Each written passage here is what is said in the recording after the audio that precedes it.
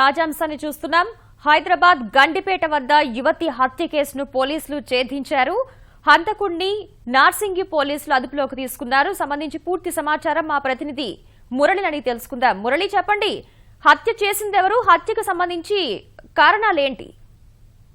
శ్వేత, నిన్న సాయంత్రం హైదరాబాద్ శివారు ప్రాంతంలోని గండిపేట వద్ద పాత బస్తీకి చెందిన యువతిని దారుణంగా హత్య చేశారు. కాళ్ళు చేతులు కట్టేసి మొహం పైన బండరాయితో మోది గొంతు కోసి హత్య చేసినటువంటి కేసును నార్సింగ్ పోలీసులు ఛేదించారు. ఈ కేసులో నిందితుడిగా హంతకుడుగా భావిస్తున్నటువంటి పాత బస్తీకి చెందిన అక్బర్ అనే యువకుని పోలీసులు అదుపులోకి తీసుకున్నారు.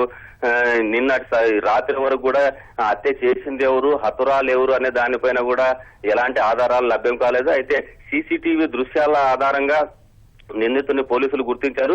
ద్విచక్ర వాహనంలో, నలుపు రంగు ద్విచక్ర వాహనంలో బుర్కా ధరించినటువంటి యువతిని వెనక కూర్చోబెట్టుకొని తీసుకెళ్లాడు ఈ నిందితుడు. అయితే నిర్మానుష ప్రదేశంలోకి వెళ్లిన తర్వాత అక్కడ ఏం జరిగింది, వీరిద్దరి మధ్య ఏదైనా ఘర్షణ పూరిత వాతావరణం జరిగిందా అనే దానిపైన కూడా పోలీసులు దర్యాప్తు సాగిస్తున్నారు. ఈ నేపథ్యంలోనే ఆ సీసీటీవీ దృశ్యాల ఆధారంగా ఈ అమ్మాయి, చనిపోయిన అమ్మాయి హతురాలు పాత బస్తీకి చెందిన ఇంజన్ బౌలికి చెందిన యువతిగా గుర్తించారు. ఆమె అక్కడ ఆ ప్రాంతంలో 9వ తరగతిగా చదువుతోంది.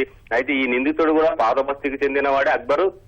అయితే వీరిద్దరికి మధ్య గతంలో కూడా పరిచయం ఉన్నట్లు, ఆ పరిచయంతోనే, ఆ చనువుతోనే ఆ నిందితుడి వెంట, అక్బర్ వెంట నిన్న సాయంత్రం కూడా నిర్మానుష ప్రదేశంలోకి వెళ్ళింది. అయితే ఆ సమయంలో ఏం జరిగింది, నిన్న సాయంత్రం 5 గంటల ప్రాంతంలో ఆ సంఘటన ప్రదేశంలో వీళ్ళిద్దరి మధ్య ఏదైనా ఘర్షణ జరిగింది అనే దానిపైన కూడా పోలీసులు కూసులాగుతున్నారు. నిందితులు మాత్రం నార్సింగ్ పోలీసులు అదుపులోకి తీసుకుని పూర్తి స్థాయిలో దర్యాప్తు చేస్తున్నారు.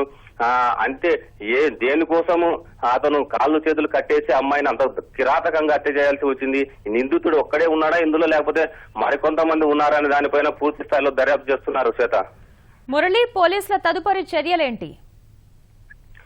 ఇప్పటికైతే సీసీటీవీ దృశ్యాల ఆధారంగా ప్రస్తుతం నిందితుడు అక్బర్ ని పోలీసులు అదుపులోకి తీసుకుని విచారిస్తున్నారు. అయితే ఈ అక్బర్ మాత్రమే ఈ హత్య చేయలేదు, ఇంకా మరో ఇద్దరు కూడా ఉండవచ్చు అనేటువంటి కోణంలో కూడా పోలీసులు దర్యాప్తు చేస్తున్నారు. మరో ఇద్దరు ఎవరున్నారు, ఇతనికి సహకరించిన వ్యక్తులు అనేది ఎవరున్నారనే దానిపైన కూడా ఆరా తీస్తున్నారు. దీంతో పాటు నిన్న సాయంత్రం కూడా పాత బస్తీకి చెందిన యువతి అదృశ్యమైందని తల్లిదండ్రులు కూడా పాత బస్తీలో చార్మినార్ పోలీస్ స్టేషన్ కూడా ఫిర్యాదు చేసినట్లు మనకు సమాచారం ఉంది.